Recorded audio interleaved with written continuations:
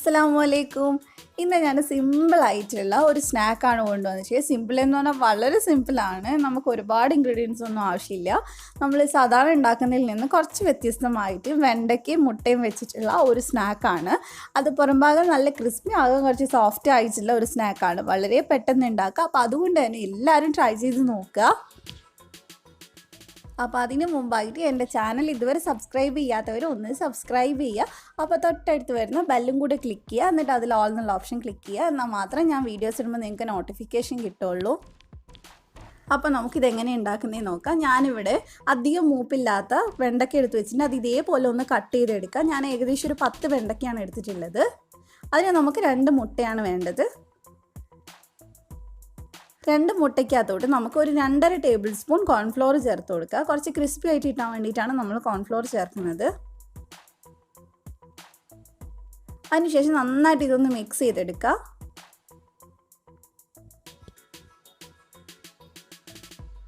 ഇത് വെജിറ്റബിൾസ് കഴിക്കാൻ മടിയുള്ള കുട്ടികൾക്ക് കൊടുക്കാൻ പറ്റിയ ഒരു സ്നാക്കാണ്. നല്ല സോസൊക്കെ കൂട്ടി അവർ നല്ലോണം കഴിച്ചോളൂ. പിന്നെ ഇതിനകത്തോട്ട് ഒരു 1/2 ടീസ്പൂൺ ഗരം മസാല, 1/2 ടീസ്പൂൺ കുരുമുളക് പൊടി, ഒരു 1/4 ടീസ്പൂൺ മുളക് പൊടി ചേർത്തിട്ടുണ്ട്. പിന്നെ കുറച്ച് ഉപ്പും കൂടി ഇട്ടിട്ടുണ്ട്. നന്നായിട്ടൊന്ന് മിക്സ് ചെയ്തെടുക്കുക. എരിവൊക്കെ നിങ്ങളുടെ ഇഷ്ടത്തിനനുസരിച്ച് മാറ്റം വരുത്താം. ഇനി മിക്സിലേക്ക് നമുക്ക് നമ്മുടെ വെണ്ടയ്ക്ക ഇട്ട് കൊടുക്കുക.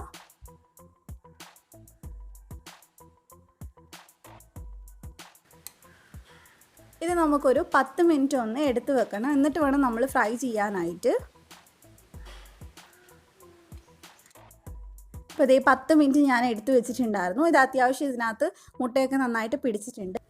ഇനി നമുക്കിത് ബ്രെഡ് ക്രംസിലൊന്ന് പൊതിഞ്ഞെടുക്കാം. നമ്മൾ എണ്ണയിൽ ഫ്രൈ ചെയ്യുന്ന സമയത്ത് ഒരുപാട് ഓയിലൊന്നും കുടിക്കില്ല. പ്രത്യേകിച്ച് ഞാനിത് വറുത്തെടുത്തിട്ടുള്ള ബ്രെഡ് ക്രംസ് ആണ്. അതുകൊണ്ട് തന്നെ ഒട്ടും പിടിക്കില്ല. ഇതേപോലെ നന്നായിട്ടൊന്ന് പൊതിഞ്ഞെടുക്കുക. നന്നായിട്ട് ബ്രെഡ് പിടിച്ചിട്ടുണ്ടെങ്കിൽ മാത്രമേ നല്ല ക്രിസ്പി ആയിട്ട് കിട്ടുള്ളൂ.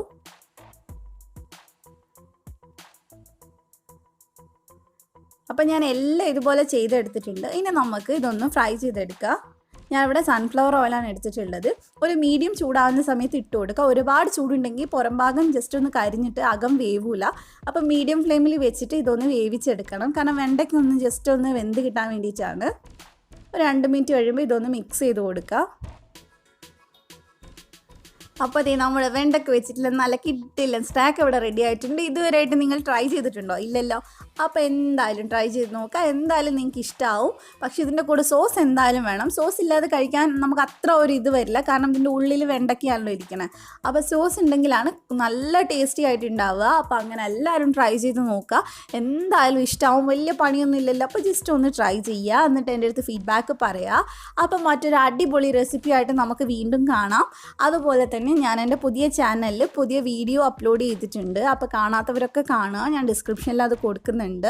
അപ്പോൾ എല്ലാവരും സപ്പോർട്ട് ചെയ്യുക ഇവിടെ ചെയ്യുന്ന പോലെ തന്നെ. അപ്പോൾ നമുക്ക് മറ്റൊരു റെസിപ്പി ആയിട്ട് വീണ്ടും കാണാം. ഇൻഷാ അല്ലാഹ്. Thank you for watching.